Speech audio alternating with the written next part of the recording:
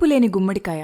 అనగినగా సిరిపురం అనే ఒక గ్రామం. ఆ గ్రామంలో ఉండే ప్రజలు కూలి పని చేసుకుంటూ తమ జీవితాన్ని సాగిస్తుంటారు. అయితే అదే గ్రామంలో సోమలింగం అనే ఒక కుర్రోడుంటాడు. నిజానికి సత్యానంద అనే వ్యక్తి చనిపోయిన వాళ్ళ నాన్న పేరును తన కొడుక్కి పెట్టుకుంటాడు. దాంతో తన స్నేహితులు ఆ పేరు గురించి తనని ఎప్పుడూ ఆట పట్టిస్తుంటారు. అరే, నీ పేరు సోమలింగం కదా, నీకు పెళ్ళై కొడుకు పుడితే వాడికి బోడిలింగం అని పేరు పెట్టుకోరా, భలే ఉంటుంది.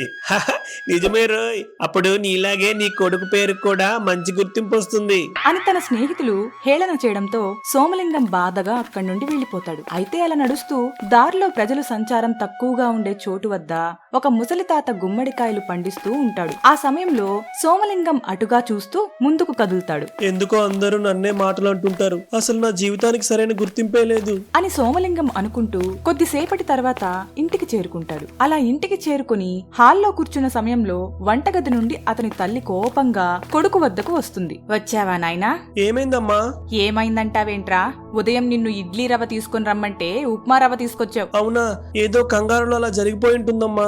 నువ్వెప్పుడు ఇంతేరా, చెప్పిన పని ఒక్కటి సరిగ్గా చేయవు అని ఆమె తన కొడుకు మీద విసుక్కొని అక్కడి నుండి వెళ్లిపోతుంది. దాంతో సోమలింగం బాధపడతాడు. అలా రోజులు గడుస్తుండగా ఒక రోజు సత్యానందకు పిడుగులాంటి వార్త తెలుస్తుంది. అదేంటంటే తన కొడుకు డిగ్రీ పరీక్షల్లో ఫెయిల్ అవుతాడు. ఆ తర్వాత సత్యానంద ఇంటి బయట కోపంగా నిలబడి ఉన్న సమయంలో భయంగా సోమలింగం వచ్చి ఎదురుగా నిలబడతాడు. అసలు సిగ్గు లేకుండా ఏ మొహం పెట్టుకుని ఇంటికి వచ్చావురా? పరీక్షల్లో ఫెయిల్ అయినందుకు తన తండ్రి కోపంగా ఉన్నాడని సోమలింగంకి అర్థమవుతుంది. అవునా, మౌనంగా ఉంటే ఏంట్రా అర్థం?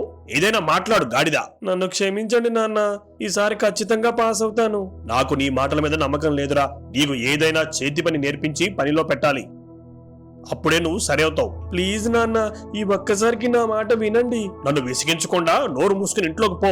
అప్పుడు తండ్రి మాటలకు భయపడి సోమలింగం లోనికి వెళ్లిపోతాడు. అలా తన గదిలోకి వెళ్లిన సోమలింగం జీవితంలో తన చుట్టూ ఉన్న వాళ్ళు తనని అన్న మాటలు గుర్తు చేసుకుని బాధపడుతుంటాడు. అసలు ఎవరు కూడా నన్ను ఒక మనిషిగా గుర్తించడం లేదు. నాలాంటి వాడి వల్ల ఎవరికి ఎటువంటి ఉపయోగం ఉండదు అని సోమలింగం తనలో తాను బాధపడతాడు. అలా సమయం గడుస్తుంది. అదే సమయంలో సోమలింగం ఆకలితో తన గదిలోనే ఉంటాడు. అయితే ఆ రోజు చీకటి పడిన తర్వాత ఎవరూ చూడని సమయంలో ఇంటి నుండి ఎక్కడికో బయలుదేరతాడు. అలా ఒంటరిగా నడుస్తూ ఆఖరిగా ముసలి తాత పండించే గుమ్మడికాయ పంట వద్దకు వెళ్తాడు. ఆ సమయంలో ఏదో ఒక తోక చుక్క లాంటి కాంతి ఒక గుమ్మడికాయ మీద పడుతుంది. అయితే ఆ విషయాన్ని సోమలింగం గ్రహించుడు. అప్పుడు సోమలింగం చుట్టూ చూసుకుని తన జోబులో నుండి ఒక పురుగుల మందు డబ్బా బయటకు తీస్తాడు. నేను బ్రతికి ఉండి ఏం లాభం? ఈ పురుగుల మందు తాగి చనిపోతే ఆ తర్వాత అందరూ హ్యాపీగా ఉంటారు అని సోమలింగం బాధతో చనిపోవాలనుకుంటాడు. అప్పుడు సోమలింగం పురుగుల మందు మూత తీసి తాగబోతుండగా అతని మీద ఒక వెలుగు పడుతుంది. ఆ సమయంలో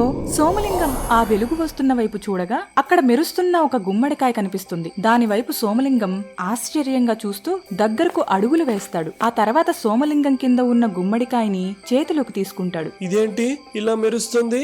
చూసింది చాలురా, నా మీద నుండి నీ చేతులు తీ. గుమ్మడికాయ నుండి మాటలు రావడం విని సోమలింగం భయంతో దాన్ని దూరంగా విసిరేస్తాడు. అప్పుడు కింద పడిన గుమ్మడికాయ తిరిగి బోర్లా పడినప్పుడు ఆ గుమ్మడికాయకు విచిత్రంగా మొహం ఉంటుంది. అది చూసి సోమలింగం ఆశ్చర్యపోతాడు. అదే సమయంలో గుమ్మడికాయ సోమలింగం వైపు చూస్తూ అలా నోరెళ్ళబెట్టి చూసే బదులు ఏదైనా మాట్లాడొచ్చు కదా. గుమ్మడికాయ అలా మాట్లాడడం చూసి సోమలింగం కంగారు పడతాడు. అయితే కాసేపటికి ఆ కంగారు నుండి తేరుకుని నిజంగా నువ్వు మాట్లాడుతున్నావా, లేకపోతే ఇదంతా నా భ్రమ? నువ్వు చూస్తుంది వింటుంది అన్ని నిజాలే. వామ్మో, ఇక్కడే ఉంటే నాకు పిచ్చి పట్టేలా ఉంది అని సోమలింగం అయోమయంగా అక్కడి నుండి వెళ్లిపోతాడు. ఆ సమయంలో తాను చనిపోవాలనుకున్న విషయం కూడా మర్చిపోయి మాట్లాడుతున్న గుమ్మడికాయ గురించి ఆలోచిస్తూ ఇంటికి చేరుకుంటాడు. అలా సమయం గడుస్తుండగా మధ్యరాత్రి వేళలో తానుండే గదిలో గుమ్మడికాయ ప్రత్యక్షమవుతుంది. అప్పుడు మెలకువగా ఉన్న సోమలింగం ఆ గుమ్మడికాయ వైపు చూస్తూ నువ్వేంటి నన్ను తగులుకున్నావు? మర్యాదగా ఇక్కడ నుండి వెళ్ళిపో. నేను ఇక్కడికి రావడానికి కారణం నువ్వేరా. అసలు నేను కారణం ఎలా అవుతాను? నువ్వు దేని గురించో చాలా బాధపడుతున్నావు. అయితే నీ మనసులో ఉన్న భారం తగ్గే వరకు నేను ఇక్కడి నుండి వెళ్ళలేను. ఆ మాటలు అర్థం కాక సోమలింగం అయోమయంగా చూస్తాడు. అప్పుడు గుమ్మడికాయ మాట్లాడుతూ ఇంత రాత్రిపూట ఆ పొలంలో ఏం చేస్తున్నావని అడుగుతుంది. దానికి సోమలింగం తన మనసులో ఉన్న విషయాలన్నీ గుమ్మడికాయతో పంచుకుంటాడు. అప్పుడు గుమ్మడికాయ నవ్వుతూ ఇంత చిన్న కారణానికి చనిపోవాలి అనుకుంటున్నావా? నిన్ను చూస్తుంటే భలే నవ్వొస్తుంది. నీకు అలానే ఉంటుంది. నీకు కూడా నాలాగా జీవితంలో ఎటువంటి గుర్తింపు లేకపోతే అప్పుడు నా బాధ తెలుస్తుంది. సర్లే, మిగిలిన విషయాలు రేపు మాట్లాడుకుందాం, నాకు బాగా నిద్ర వస్తుంది అని గుమ్మడికాయ సోమలింగం మంచం మీదకు వెళ్లి నిద్రపోతుంది. అలా తాను మాట్లాడుతుంటే మధ్యలో వెళ్లిపోవడం ఏంటని సోమలింగం భావిస్తాడు. ఆ తర్వాత తాను కూడా ఆ గదిలో ఉన్న కుర్చీలో నిద్రపోతాడు. అయితే మరుసటి రోజు సోమలింగం నిద్రలేచే సమయానికి మంచం మీద గుమ్మడికాయ కనిపించదు. దాంతో గుమ్మడికాయ కోసం సోమలింగం ఇల్లు మొత్తం వెతుకుతాడు. ఆ సమయంలో సోమలింగం వంటగదిలోకి వెళ్లగా అక్కడ అతని తల్లి గుమ్మడికాయ ముక్కలు కోస్తుంటుంది. ఆ దృశ్యం చూడగానే సోమలింగం కంగారు పడుతూ, అసలు నువ్వేం చేస్తున్నావమ్మా? నీకు కళ్ళు కనిపించడం లేదా? మీ నాన్నకు ఇష్టమని పప్పు గుమ్మడికాయ కూర చేస్తున్నా. సర్లే గాని నువ్వు కోస్తున్న గుమ్మడికాయ ఎక్కడిది? ఉదయం మీ నాన్న మార్కెట్ కి వెళ్లి తీసుకొచ్చాడురా. తల్లి అలా సమాధానం ఇవ్వడంతో సోమలింగం అక్కడి నుండి బయటకు వచ్చేస్తాడు. ఆ తర్వాత హాల్లో నుండి బయటకు చూడగా అక్కడ వీధిలో గుమ్మడికాయ కనబడుతుంది. వెంటనే సోమలింగం బయటకు వెళ్తాడు. అప్పుడు గుమ్మడికాయ కంగారు పడుతూ వచ్చిన సోమలింగం వైపు చూసి, గుడ్ మార్నింగ్ సోమలింగం. అసలు నువ్వు నా జీవితంలోకి ఎందుకు వచ్చావు? నాకేం అర్థం కావట్లేదు. నిన్న రాత్రి నువ్వు నన్ను ఏదో అడిగావు కదా, ఈ రోజు దానికి సమాధానం ఇస్తాను. పద వెళ్దాం. అప్పుడు సోమలింగం తన చేతిలో ఉన్న గుమ్మడికాయ పట్టుకుని నడుస్తూ ఊర్లోకి వెళ్తాడు. అలా కొద్ది దూరం నడిచిన తర్వాత గుమ్మడికాయ ఒక దగ్గర ఆగమని చెప్తుంది. ఆ సమయంలో వారు ఆగిన ఒక ఇంటి ముందుకు ఒక ఆటో వచ్చి ఆగుతుంది. అప్పుడు ఆటోలో నుండి ఒక జంట దిగగా ఇంట్లో నుండి ఒక మహిళ గుమ్మడికాయ పట్టుకొని వస్తుంది. ఆ తర్వాత వారిద్దరికీ గుమ్మడికాయతో దిష్టి తీసి దాన్ని నేలకేసి కొడుతుంది. దాంతో ఆ గుమ్మడికాయ ముక్కలైపోతుంది. చాలా అందంగా దిష్టి తీశారు కదా సోమలింగం, కానీ నిన్న అలా నేలకేసి కొట్టారు కదా, నీకు బాధగా లేదా? నిజానికి నన్ను ఎవరు పెద్దగా గుర్తించరు, కానీ ఒక మనిషికి చుట్టుపక్కల ఉండే దిష్టి పోవడానికి నన్ను ఉపయోగిస్తారు. మరి ఎప్పుడైనా ఈ జన్మ ఎందుకురా బాబు అనిపించిందా?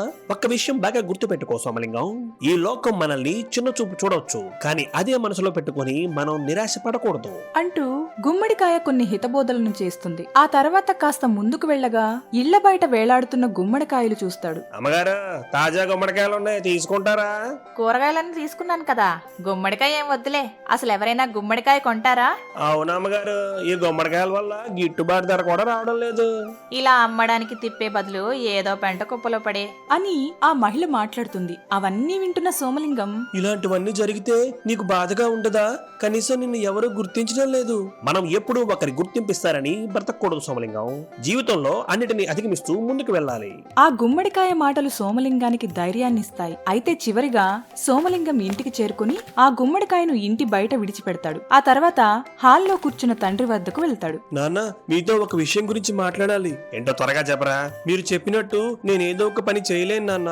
నేను ఈసారి బాగా చదివి డిగ్రీ పూర్తి చేస్తాను. అదే విధంగా త్వరలో మీరు మెచ్చుకునే విధంగా ఒక ఉద్యోగం కూడా సంపాదిస్తాను అని సోమలింగం తన తండ్రితో మాట్లాడి నచ్చజెప్పే ప్రయత్నం చేస్తాడు. అయితే ఈ మాటలన్నీ వింటున్న సోమలింగం తల్లి తన కొడుకు తరపున మాట్లాడుతుంది. అప్పుడు సత్యానంద తన కొడుకు తిరిగి చదువుకోవడానికి ఒప్పుకుంటాడు. దాంతో సోమలింగం చాలా సంతోషపడతాడు. అక్కడున్న గుమ్మడికాయతో మాట్లాడుతూ, చూసావా మా వాళ్ళతో ఎలా మాట్లాడి ఒప్పించానో? చాలా బాగా మాట్లాడావులే. ఎందుకు నువ్వు సంతోషంగా ఉన్నట్టే కదా, లేకపోతే మళ్ళీ చావాలనే ఆలోచన ఏమన్నా ఉందా?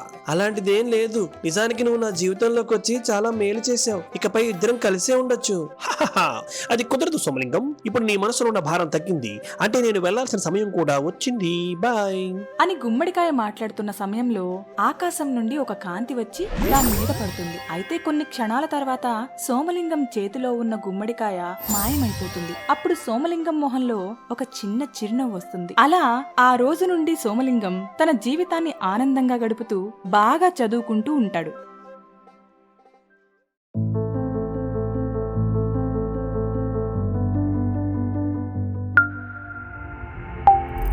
For more videos, please subscribe our channel.